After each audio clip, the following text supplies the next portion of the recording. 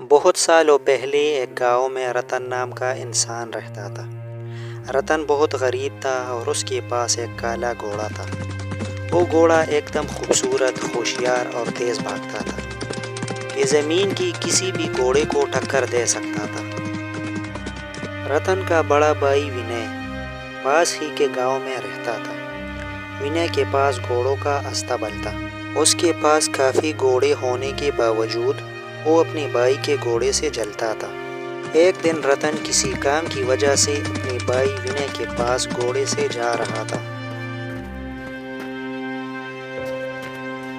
سلام بھیا، کیسے ہیں آپ؟ میں ٹھیک ہی تھا پر ابھی نہیں ہوں۔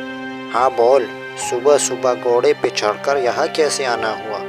مجھے کام ملا ہے بھیا، کھیتی کا کام۔ بس 2-3 گاؤں چھوڑ کر ہی کھیت ہے، لیکن گھوڑے کو میں ساتھ لے جا کر کیسے کھیتی کروں گا، اس لیے میں آپ کے پاس آیا۔ آپ اگر کچھ مہینے کے لیے میرے گھوڑے کو اپنے استبل میں رکھ دیں تو بہت احسان ہوگا۔ ارے واہ، یہ تو بہت اچھی بات ہے۔ میرے بہت سارے گھوڑے ہیں، لیکن رتن کا گھوڑا میرے سارے گھوڑوں سے اچھا ہے۔ میں کتنی بھی کوشش کر لوں پر اپنے گھوڑوں کو ایسا نہیں بنا سکتا۔ اگر خود ہی چلا کر آیا ہے یہ اپنے گھوڑے کے ساتھ، میں یہ موقع اپنے ہاتھ سے نہیں جانے دوں گا۔ ہاں، رکھ لوں گا نا، بالکل رکھ لوں گا۔ تو میرا بھائی اور میں تیرا گھوڑا اپنے پاس نہ رکھوں، ایسا بالکل نہیں ہو سکتا۔ جانتا ہوں، میں بالکل جانتا تھا کہ آپ ضرور رکھ لیں گے۔ اب مجھے کوئی فکر نہیں، میں جلدی ہی آ کر اپنے گھوڑے کو لے کر جاؤں گا۔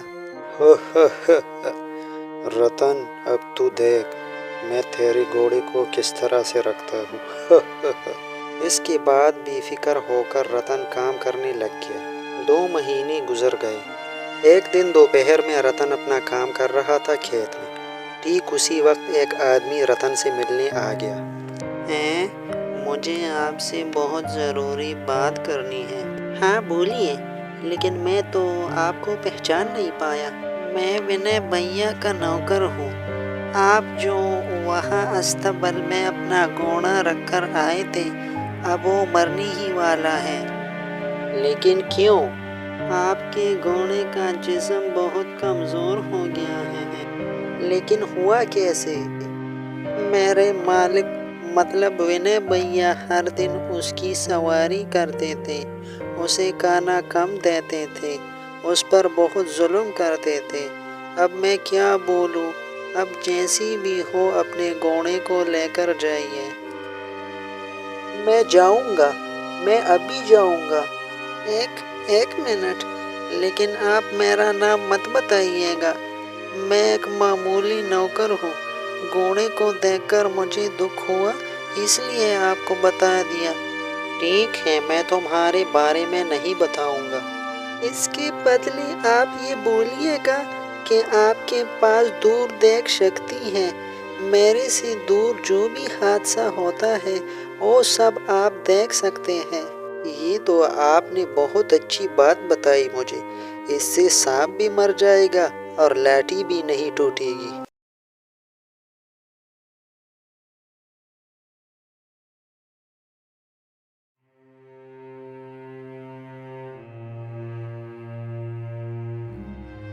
بھیا یہ آپ نے کیا کیا؟ بھیا آپ نے کیا کر دیا؟ اب میں نے کیا کر دیا؟ اور تم اس وقت یہاں کیا کر رہے ہو؟ تو اپنے کھیت میں کام کر رہا تھا نا؟ ہاں تھا، لیکن ابھی نہیں آ کے میں رہ نہیں پا رہا تھا۔ میرے گھوڑے کے اوپر آپ نے جس طرح کا ظلم کیا ہے، اس کی وجہ میرا گھوڑا زیادہ دن نہیں بچ پائے گا۔ دور، یہ تم کیا بول رہے ہو رتن؟ تمہیں پتہ ہے میں ایسا نہیں کر سکتا ہوں۔ یہ کیا بات کر رہے ہو تم؟ میں دور درشک ہوں۔ اس دنیا میں جو کچھ بھی ہوتا ہے مجھے سب دکھائی دیتا ہے۔ یہ سب اسے کیسے پتہ چل گیا؟ اب کچھ بھی کر کے اسے یہاں سے بھگانا ہوگا۔ چلیے، مجھے گھوڑے کے پاس لے کے چلیے۔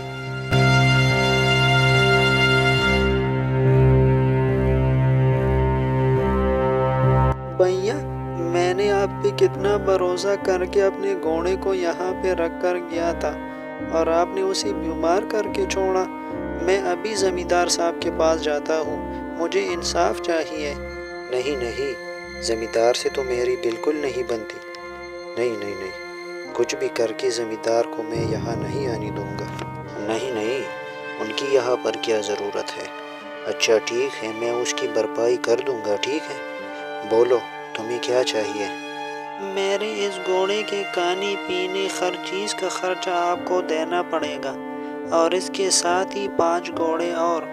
اچھا، میرے ساتھ اس طرح سے بات کرے گا یہ؟ رک، جیسے وقت آئے گا میں تجھے سبق سکھاؤں گا۔ ٹھیک ہے پھر، ویسا ہی ہوگا۔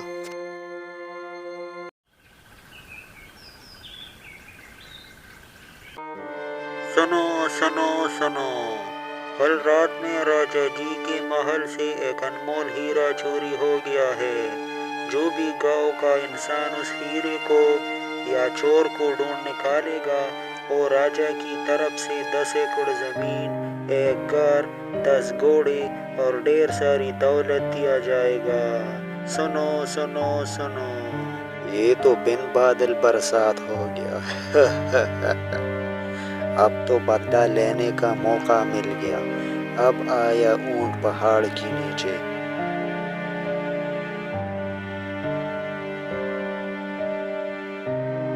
سلام راجا صاحب، آپ نے مجھے بلایا؟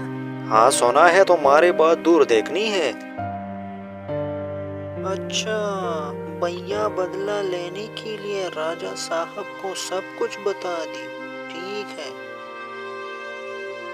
ہاں مطلب بالکل ہاں۔ تم نے ہماری گھوشنا سنی ہے نا؟ ہاں سنا ہوں راجا صاحب۔ تو اس کام کے لیے میں تمہیں چنتا ہوں۔ اگر تم نے میرا کھویا ہوا ہیرا ڈھونڈ کر دیا تو میں تمہیں دن دولت دوں گا، اس کے ساتھ میں اپنی طرف سے بھی دوں گا۔ اگر تم اسے ڈھونڈ نہیں پائے تو میں تمہیں جیل میں ڈال دوں گا۔ ہاں، اب کیا ہوگا؟ میں تو دور درشک نہیں ہوں۔ میرے ساتھ چالاکی رتن، اب پتہ چلے گا جس کی لاٹھی اس کی بھینس۔ اس لیے تم آج سے ڈھونڈنے کا کام شروع کر دو۔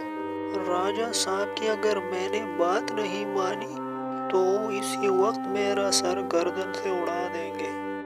اچھا ٹھیک ہے راجا صاحب، میں تیار ہوں، لیکن پہاڑوں کی طرف جو بڑا میدان ہے وہاں سے سب کو ہٹانا ہوگا۔ وہاں بیٹھ کر میں ساری رات دھیان کروں گا، اس کے بعد صبح ہوتی ہی آپ کو آپ کا ہیرا مل جائے گا۔ ٹھیک ہے، جاؤ اب۔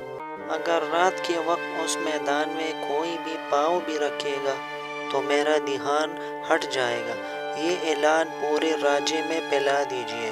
جیسا تم نے کہا ہو جائے گا۔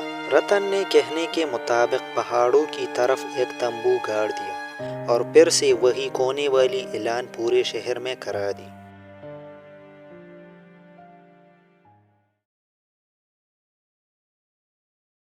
ہاں، کیا دماغ لگایا ہے میں نے، ہاں، آج تو چور پکڑا ہی جائے گا۔ یہی ہے پہاڑ کی طرف والا تمبو، آئے ہیں، اسی تمبو میں دور دیکھنے والا انسان بیٹھا ہے۔ ارے بابا، لگتا ہے کہ کوئی دور دیکھنے والا انسان ہوگا۔ نہیں بابا، ہیرے کو جانے دو، اگر میں پکڑا گیا تو راجا صاحب میری گردن تن سے اڑا دیں گے۔ ارے باپ رے باپ، رات میں واپس آتا ہوں میں۔ بابا مجھے بچا لیجیے، بابا مجھے بچا لیجیے، میں چور ہوں بابا، میں نے راجا جی کا ہیرا چرایا ہے۔ ہاں، یہی تو میں نے سوچا تھا، میرے دماغ سے کام ہو گیا، تیری وجہ سے تو میں نے یہ پلان بنایا تھا چور، اب تو ڈر کے مارے خود ہی یہاں آ گئے۔ مہربانی کر کے مجھے راجا جی کے ہاتھوں مت سونپیے، میں بتاتا ہوں وہ ہیرا کہاں ہے، بتاتا ہوں۔ ٹھیک ہے، اگر ہیرے کے بارے میں بتایا تو میں تجھے آزاد کر دوں گا۔ جنگل کے کنارے جو بڑا پیڑ ہے نا، وہ پرانا والا، اسی کے پاس میں نے ہیرا چھپا کے رکھا ہے۔ ڈر کے مارے سب بتا دیا اس نے۔ ٹھیک ہے، اب تم یہاں سے جا سکتے ہو، لیکن یاد رکھنا اگر تم نے جھوٹ بولا ہے تو میں تمہیں ٹھیک ڈھونڈ نکالوں گا، یاد رکھنا وہ سزا۔